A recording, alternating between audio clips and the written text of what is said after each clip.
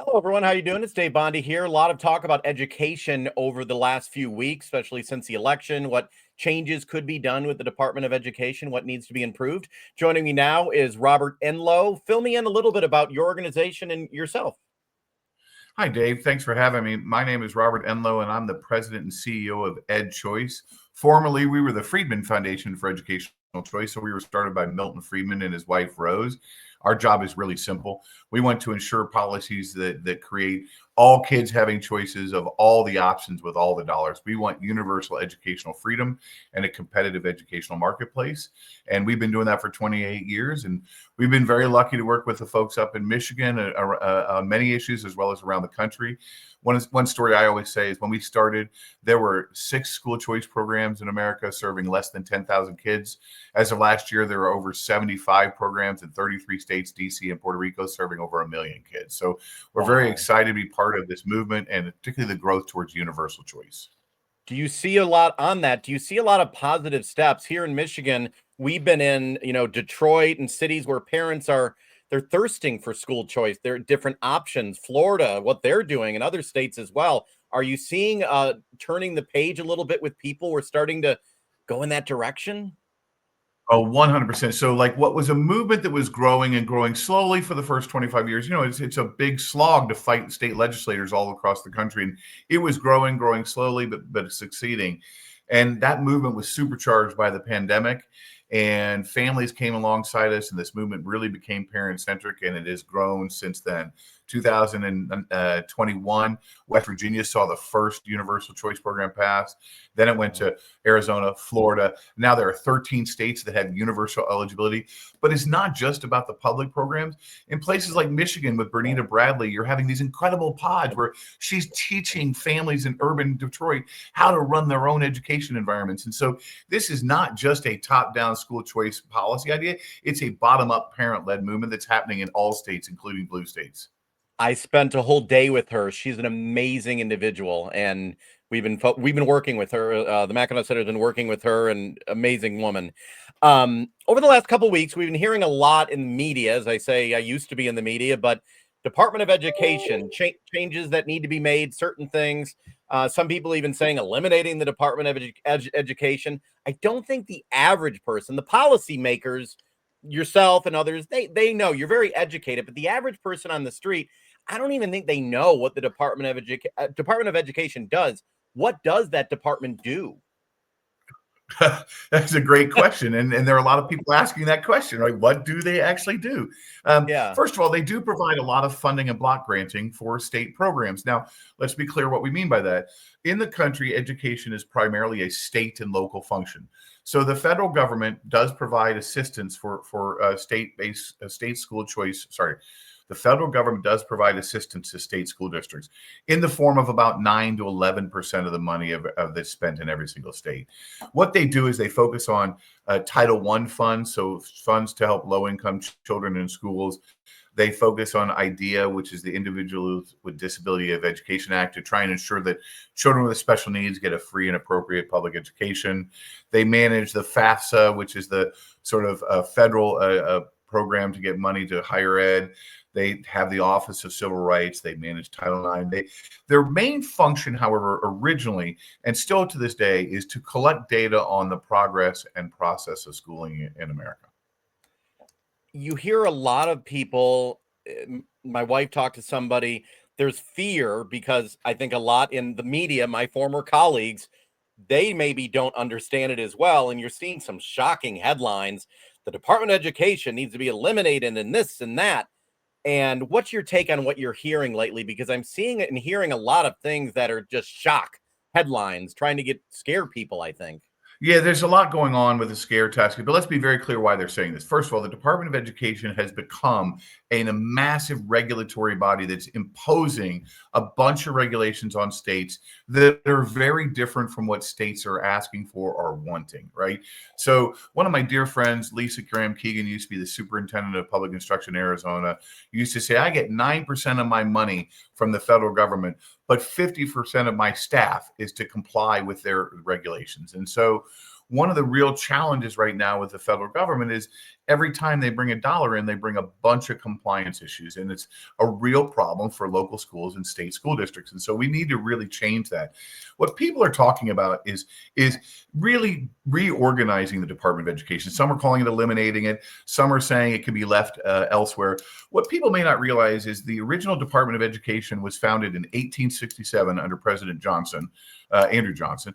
And then it was immediately the next year demoted to an Office of Education because of the concerns with the impact it would have over local schooling. People thought it would be too controlling. It is found out to be that way. In 1980, President Carter then said, let's pay back our union friends and make it a department again. And then it has just grown ever since. So it has a lot of resources. There are things, however, when you're talking about what to do with the Department of Education that I think can be done, not necessarily at the department level, right? So one, you could move all of the sort of Office of Civil Rights under the Department of Justice, which makes some sense. Why have 600 lawyers in the Department of Education when you could have the lawyers in the Department of Justice, which is where that belongs? So that would be a huge elimination of a massive double bureaucracy. You could deal with FAFSA. You could deal with Title I. You could block grant things in a different way. There's really, Congress is going to have to figure out how it allocates the money. And that's what their job is. How that money gets allocated under which department, the president can work on and make changes to. So in essence, what I'm hearing is it's really limiting the Department of Education, the regulatory red tape, as they say.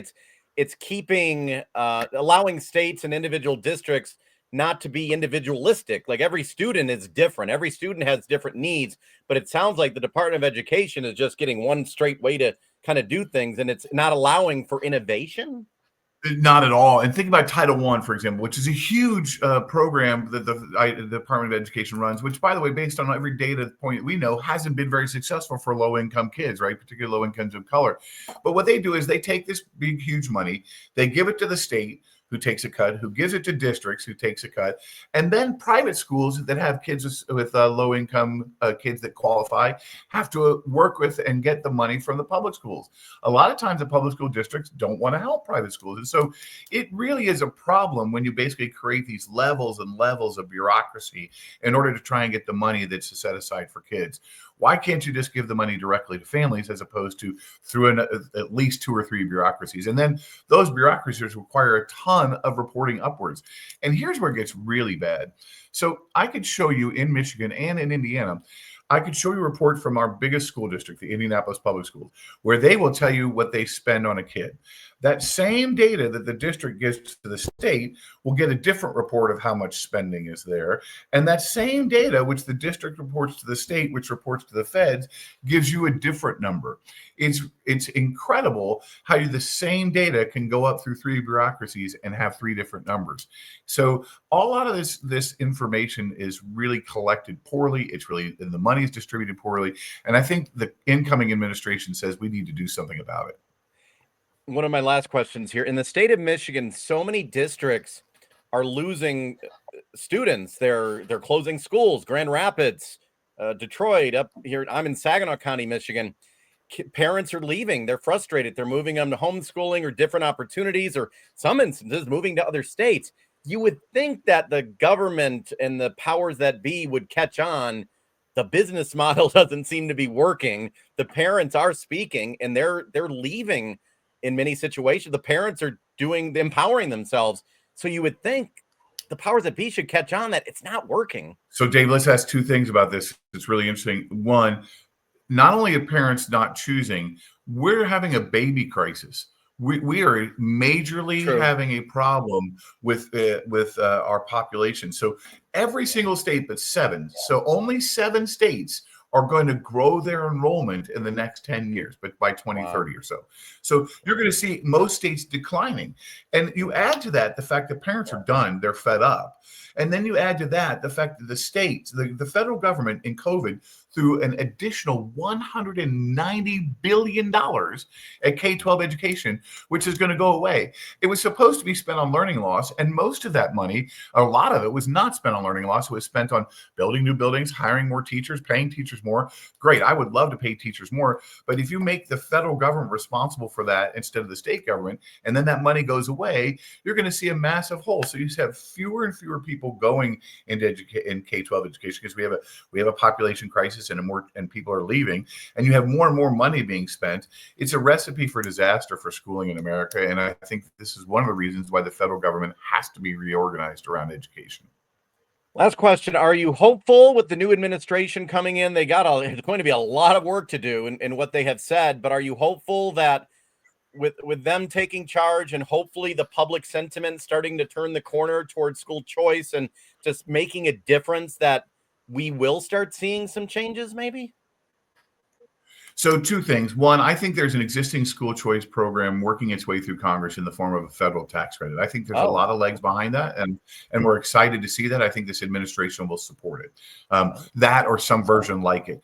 But also, I think that this administration will take on the need to reorganize K-12 education, and they're going to try it. What I've been noticing outside of a few number of picks, that the incoming administration seems to be much more prepared to govern this time than they were the first time. And so I think that bodes well, potentially, for how fast and how quickly they can move.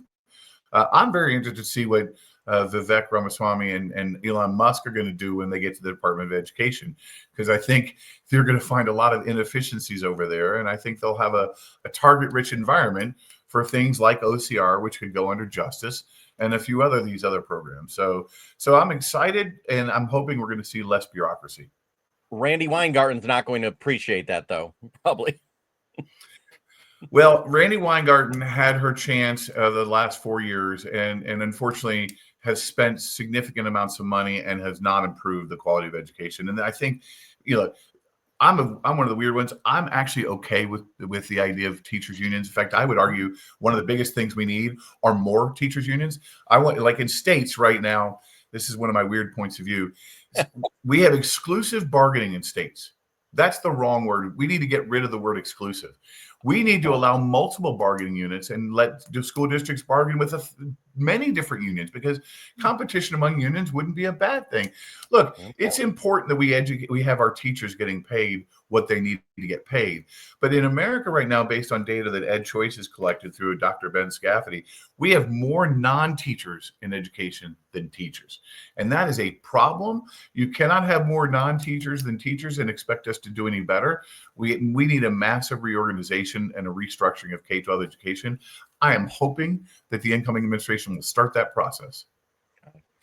Thank you so much for taking the time, because you really helped educate people. I'm going to get the word out. Thanks so much for having me, Dave. Okay, stop recording.